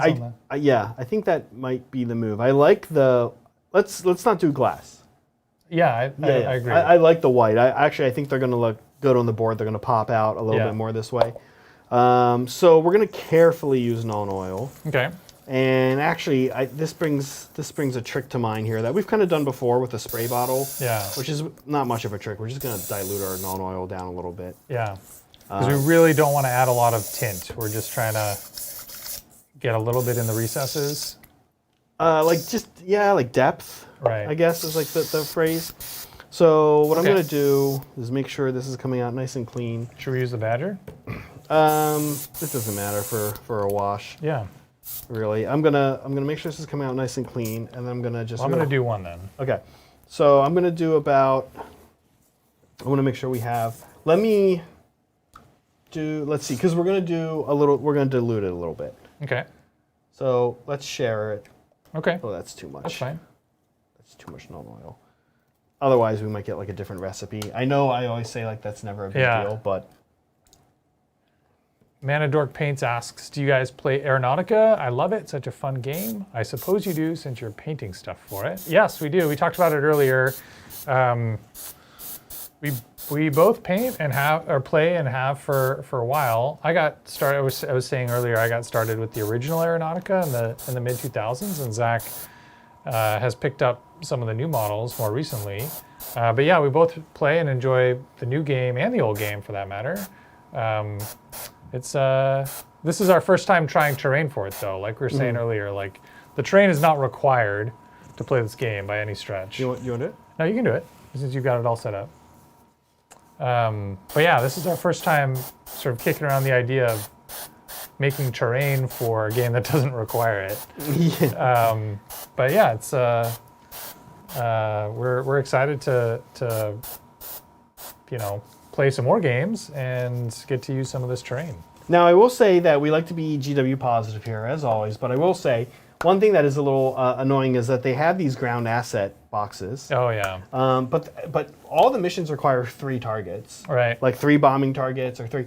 And the ground asset target that they sell that is for the Orcs and Imperium together has 2. 2 of each. 2 of each. So one box doesn't get you enough for either. That's weird. And 2 boxes get you more than you ever going to need. Yeah. So it's an odd.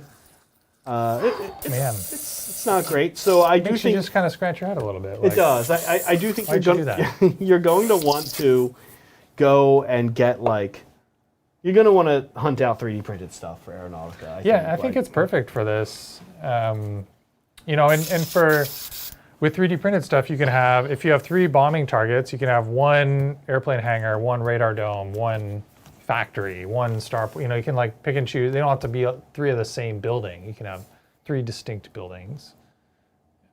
Okay. All right. So do we want to? Can I just highlight over the bars with some metallic, or what do you think? Is that the right call? It could be. Yeah. I mean, there's no. The only reason I don't love that metallic. No, let's just not do it. I like it the way it is. Yeah, I kind of like. I don't know. These are. It looks great. It looks like Epcot, and I kind of like it. Here's why I'm not in love with metallic. I was like studying this board, and there's no metallic anywhere. Oh no, I yellowed the wrong. That's okay. This one have that. I did the opposite. It'll be different. Yeah, this one you had the bomb here. This one you have the bomb here. Yeah. That was silly of me. The reason I did that though is because this one fits cleanly in a hex, and this one doesn't quite. But it'll be fine. But I'm a little annoyed at myself for not paying attention. Cool. Hey, I think we're done. We did it. Yeah. We painted some stuff. We painted some Aeronautica, little mini Aeronautica stuff. Yeah. KR asks, have you guys found any neoprene Aeronautica mats? I have seen them. I don't know that they're necessarily the right size, but there are, you can, you know, I'm struggling to remember the name of the manufacturer now, but you can get mats that have hexes on them that are appropriate for use with Aeronautica. You might have to cut them down a little bit, but they do exist. Yep. Search the internet. It is your friend. We don't own any.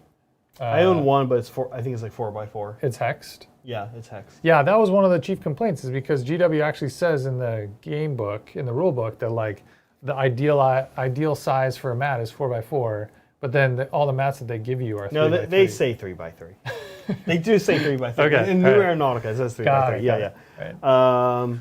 No, I'm not seeing your neoprene one. Yeah, I do have one. It's like a city. It's fine. I've never used it. It's too big. Oh. Well, we could play a giant game on it, which would actually be fun. A giant Aeronautica game, like 400 points. With the Manta. Yeah. Cool. Okay, so recap schedule. We've got Monday. Right. This next week on Monday. Monday coming up here. Me, Brian, and Adrian are going to be painting some Star Wars terrain. Daytime stream starting at 11 a.m. Pacific time, going for approximately 4 hours. Yeah. It's Mos Eisley stuff. We're going to crank it out pretty fast. Yeah. So there's that. And that evening, you can see Brett and I on Tabletop Titans. Yeah. Not here, Tabletop Titans, playing Aeronautica. Playing with this terrain, playing Aeronautica. And then Friday. Not this Friday. Yeah. Next Friday. Wednesday's hobby stream is being moved to Friday. Same time, 6 p.m. We're going to paint up the new Aeronautica release, the Assyriani and the Space Marines. We're going to do Ultramarines and Simhan. Yeah. And then that following Monday, more Aeronautica on Tabletop Titans. Yeah. 2 Mondays in a row of Aeronautica. So much Aeronautica. In case you couldn't tell, we're super jazzed for this new release. We love Aeronautica. Zach has all the new factions. Yeah, all the new factions. I don't have Remoras, but I have almost every other. It's okay. Or I got you. Yeah. Cool. Anything else? Thanks for joining us, guys. Yeah, this was super fun. Hope you guys enjoyed it, and thanks for sticking around. Guys, I think we did it. As we always say, be kind to yourself, each other, and always be creating. See you guys.